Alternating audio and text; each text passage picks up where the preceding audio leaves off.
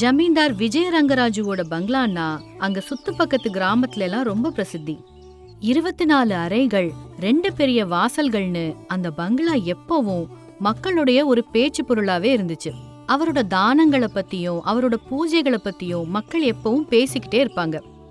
டேய், ஸ்ரீராமச்சந்திரமூர்த்தி சமஸ்தானத்துல நம்மளுடைய வம்சம் சார்பா ஒரு கொடிமரம் பிரதிஷ்டை பண்ணணும். கோயில் பிரகார சுவருக்கான மொத்த செலவையும் ஸ்ரீ ஸ்ரீ ஸ்ரீ ரங்கராஜு குடும்பமே கொடுக்கும்னு சொல்லணும். அப்படி விஜய ரங்கராஜு எப்பவுமே தான தர்மங்கள் குறிச்சே தான் யோசனை பண்ணிக்கிட்டு இருப்பாரு. அது மட்டும் இல்ல, விஜய ரங்கராஜுவோட மனைவி சுலோச்சனாமா சாது மகான்களுக்கெல்லாம் விருந்தோம்பலும் மரியாதையும் செஞ்சு ரொம்ப சந்தோஷமா இருந்தா. அவங்களுக்கு ஆகாரங்கள் கொடுத்து ஆசீர்வாதங்கள் கேப்பா. சுவாமிஜி, பட்டு வஸ்திரங்கள், பழங்கள், ரத்தினங்கள் எல்லாத்தையும் உங்களுக்கு சமர்ப்பிக்கிறேன். என்னோட 5வது தலைமுறை 6 காலமும் நல்லா இருக்கணும்னு ஆசீர்வாதம் பண்ணுங்க சுவாமிஜி. அப்படி சுலோச்சனா சுவாமிஜி கிட்ட ஆசீர்வாதங்கள் வாங்கி சந்தோஷமா இருந்தா. அந்த சுத்து பக்கத்து கிராமத்துல எல்லாம் விஜய ரங்கராஜு சுலோச்சனா அம்மானா எல்லாருக்கும் ரொம்ப ரொம்ப மரியாதை. அது ஏன்னா இந்த ஊர் பேர் என்ன சொல்லல, விஜயாபுரம். அந்த ஊர்ல நிறைய பேரு கூலி வேலையும் விவசாயமும் செஞ்சு வாழ்ந்துகிட்டு இருந்தாங்க. ஒரு நாள் விஜய ரங்கராஜு குதிரை வண்டியில போய் ஊரெல்லாம் சுத்தி பார்த்துட்டு இருந்தாரு. தன்னோட நிலம், கோழிங்க, வியாபாரம்னு எல்லாம் பார்த்தாரு. அப்படி அங்க இங்கன்னு அலைஞ்சு திரிஞ்சு ஒரு வேப்ப மரத்துக்கு கீழே விஜய ரங்கராஜு உட்கார்ந்துட்டு இருந்தப்போ அவரோட நிலத்துல வேலை செஞ்சிட்டு இருக்கிற சோமு அங்க வந்தான். ஐயா வணக்கம்ங்க.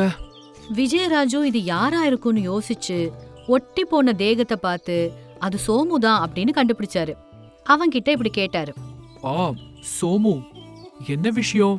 எதுக்காக இங்க வந்த? அது இந்த வருஷம் மழையே இல்லைங்க ஐயா. வீட்ல ஒரு அரிசி கூட இல்ல. தயவு செஞ்சு ஒரு 2 மூட்டை தானியங்கள் கொடுங்க. இந்த தடவை பணம் வந்ததும் நான் திருப்பி தந்துடுறேன் ஐயா. அவனோட கஷ்டம் எல்லாத்தையும் மரியாதையா சொன்னான். விஜயராஜுவும் மொத்தத்தையும் அமைதியா கேட்டாரு. அவன் சொன்ன எல்லா கஷ்டங்களையும் அமைதியா கேட்ட பிறகு இந்த மாதிரி சொன்னாரு விஜயராஜு. கஷ்டம் வந்தா கடவுளை தான் வேண்டிக்கணும். என்கிட்ட சொன்னா நான் என்ன செய்ய முடியும்?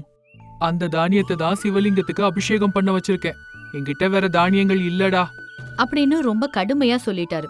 வேற வழி இல்லாம சோமுவும் அங்க இருந்து போயிட்டான். கொஞ்ச நாட்கள் கழிச்சு விஜய ரங்கராஜு கிட்ட அவரோட மனைவி சுலோச்சனா வந்தா.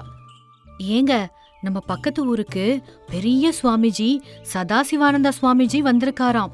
அவரை கண்டிப்பா போய் தரிசிக்கணுங்க. சரி, நாளைக்கே போலாம். நல்ல நாளாவும் இருக்கு.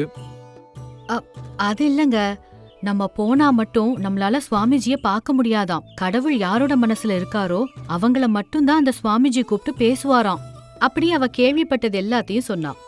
நம்ம எத்தனை கோயில் கட்டியிருக்கோம், எத்தனை கோபுரம் எழுப்பியிருக்கோம். நமக்குள்ள கடவுள் இல்லையா என்ன? நாளைக்கு போனா நம்மளதான் முதல்ல கூப்பிடுவாரு. அந்த தெய்வம் எப்பவும் நமக்கு துணையாதான் இருக்கும் அப்படின்னு சொன்னாரு விஜய ரங்கராஜு. அது கேட்டு சுலோச்சனாவுக்கு கூட அது சரிதான் அப்படின்னு தோணுச்சு. அடுத்த நாள் காலையில 2 பேரும் பட்டு வஸ்திரங்கள், பரிசுகள், பழங்கள் எடுத்துக்கிட்டு சதாசிவானந்த சுவாமியோட இடத்துக்கு போனாங்க. அங்க ஏற்கனவே நிறைய பேர் இருந்தாங்க. ஐயோ, நிறைய பேர் இருக்காங்களே அப்படின்னு மனசுல நினைச்சுக்கிட்டு விஜய ரங்கராஜு அங்க போய் அமைதியா உட்கார்ந்தாரு. அங்க உட்கார்ந்திருந்த எல்லாருமே விஜய ரங்கராஜுவை தான் அந்த சுவாமிஜி கூப்பிட போறாரு அப்படின்னு நினைச்சாங்க. கொஞ்ச நேரம் கழிச்சு சதாசிவானந்த சுவாமி கண்ணை திறந்து பார்த்தாரு. வந்திருந்த எல்லாரையும் பார்த்துட்டு புலி வியாபாரம் பண்ணக்கூடிய ராமண்ணாவை கூப்பிட்டாரு. வீட்ல எல்லாரும் நல்லா இருக்காங்களா? ரொம்ப நல்லா இருக்காங்க சாமி. நீ நம்புற நெறியே உன்னை வாழ்க்கையில எப்பவும் காப்பாத்தும் அப்படின்னு ஆசீர்வாதம் பண்ணிட்டு அங்கிருந்து போயிட்டாரு. ஊர்ல இருக்கிற எல்லாரும் ஆச்சரியப்பட்டாங்க. இந்த ராமண்ணாவை மட்டும் எதுக்காக கூப்பிட்டு சுவாமிஜி பேசினாரு அப்படின்னு சுலோச்சனாவுக்கு ஒண்ணுமே புரியல. வீட்டுக்கு வர வழியில சுலோச்சனா அம்மா விஜய ரங்கராஜு கிட்ட இப்படி கேட்டா. என்னங்க இது, நம்மள கூப்பிடுவாருன்னு பார்த்தா வேற யாரையோ சுவாமிஜி கூப்பிட்டுட்டாரே. அவர் நம்மளை விட நிறைய புண்ணிய காரியங்கள் செஞ்சிருக்காரோ என்னவோ. நிறைய தான தர்மங்கள் செஞ்சிருக்கலாம். அதனால அவரை கூப்பிட்டுருக்கலாம்னு நினைக்கிறேன். அப்படி சிந்திக்க ஆரம்பிச்சாரு விஜய ரங்கராஜு. ஒரு நாள் விஜய ரங்கராஜு சுலோச்சனம்மா அவங்க மாளிகையில உட்கார்ந்து வேற என்ன புண்ணிய காரியங்கள் செய்யலாம் அப்படின்னு ஆலோசனை பண்ணிட்டு இருந்தாங்க. சுவாமிக்கு பஞ்சலோக சிலைகள் செய்யலாமா, இல்லனா தங்க கிரீடங்கள் செய்வோமா, அப்படி ஏதேதோ ஆலோசனை பண்ணாங்க. அந்த நேரம் அங்க சிவையா வந்தான்.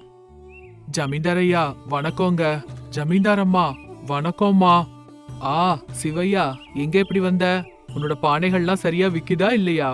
அப்படி வழக்கம் போல கேட்டார் ஜமீன்தார். ஐயா, எங்க அப்பா மரண படுக்கையில இருக்காருங்க. வைத்தியர் அவரை டவுன் ஆஸ்பத்திரி கூட்டிட்டு போக சொல்றாரு. அப்போ கூட்டிட்டு போ.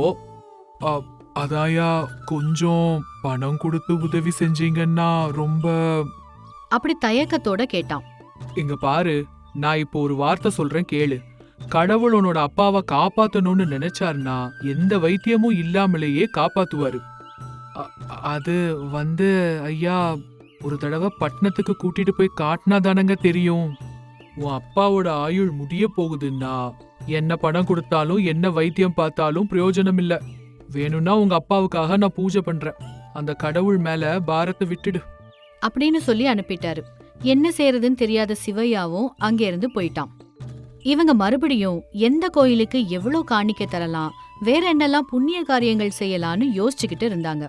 அடுத்த நாள் முந்தின நாளை விட அதிகமான பரிசுகள் பழங்கள்லாம் எடுத்துட்டு போனாரு.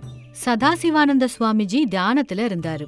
கூட்டத்தோட கூட்டமா விஜயரங்கராஜுவும் சுலோச்சனா அம்மாவும் உட்கார்ந்தாங்க.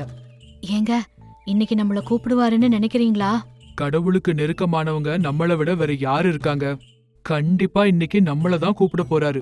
அப்படி ரொம்ப கர்வத்தோட காத்துக்கிட்டு இருந்தாரு. சதாசிவானந்த சுவாமி கண்ணை திறந்து பார்த்தாரு. விஜயரங்கராஜு தம்பதிகள் தங்களை கூப்பிட போறாங்கன்னு தயாரா இருக்கும்போது சதாசிவானந்த சுவாமி மல்லிப்பூ விக்கிறவரான காந்தையாவை கூப்பிட்டாரு.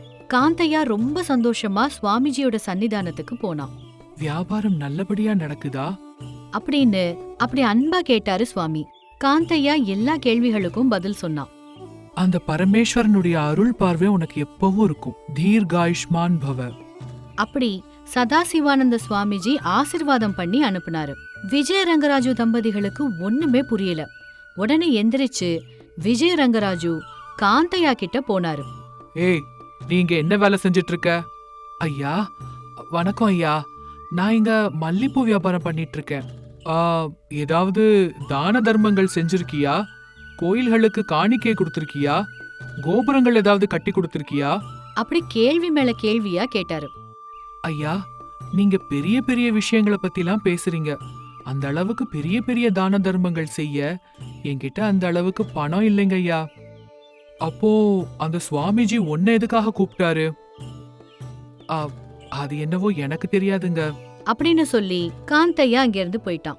இத கேட்டு விஜயரங்கராஜுக்கு ரொம்ப கோபம் வருது. என்ன கூப்பிட்டு சுவாமிஜி பேசவே இல்ல. கண்டிப்பா இந்த சுவாமிஜி மேல நான் குறை சொல்லுவேன்.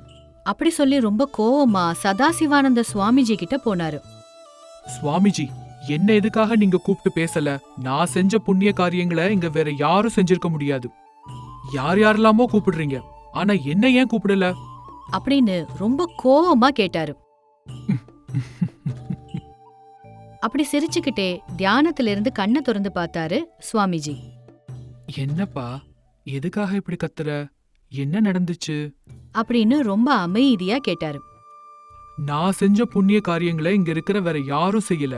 ஆனாலும் நீங்க என்ன கூப்பிடாம பூ விக்கிறவனையும் புளியங்கா விக்கிறவனையும் எதுக்காக கூப்பிட்டீங்க சுவாமி? நீங்க என்ன தவிர இங்க இருக்கிற மத்த எல்லாரையும் கூப்பிட்டீங்க. நீங்க என்ன நினைச்சீங்க? நான் இங்க சும்மா வெறுமனே வந்து உட்கார்ந்துருக்கேன்னா என்னை ஏன் கூப்பிடலன்னு காரணம் சொல்லுங்க சுவாமிஜி. அப்படி சுவாமிஜிய பத்தி குறை சொன்னாரு ஜமீன்தார். ஜமீன்தாரோட வார்த்தைகளை கேட்டு அங்கிருந்த எல்லாரும் ரொம்ப ஆச்சரியப்பட்டு போனாங்க. சுவாமிஜி சின்னதா சிரிச்சு ஜமீன்தாரோட கேள்விகளுக்கு பதில் சொன்னாரு. இங்க பாருப்பா, இந்த உலகத்திலேயே எல்லா தானத்திலேயுமே ரொம்ப சிறந்த தானம் எதுன்னு தெரியுமா? அன்னதானம். பிறரோட பசிய போக்குறதுக்காக உணவளிக்கிறத விட சிறந்த தானம் வேற எது? அப்படி ரொம்ப அமைதியா சொன்னாரு சுவாமிஜி. எவ்வளோ பூஜைகள் செஞ்சாலும் எவ்வளோ ஹோமங்கள் செஞ்சாலும் பக்கத்துல இருக்கிறவனோட கஷ்டத்தை தாங்கிக்கலனா அது எல்லாம் வீண் தான். கடவுளுக்கு நெருக்கமா இருக்கணுங்கிறது 24 மணி நேரமும் பூஜை செய்யறதுல இல்ல, ஏழைகளுக்கு உணவளிக்கிறதுல இருக்கு. புளியங்காய் விக்கிற ராமண்ணா அவருக்கு வர்ற வருமானத்துல 4 பேருக்கு சாப்பாடு போடுறாரு.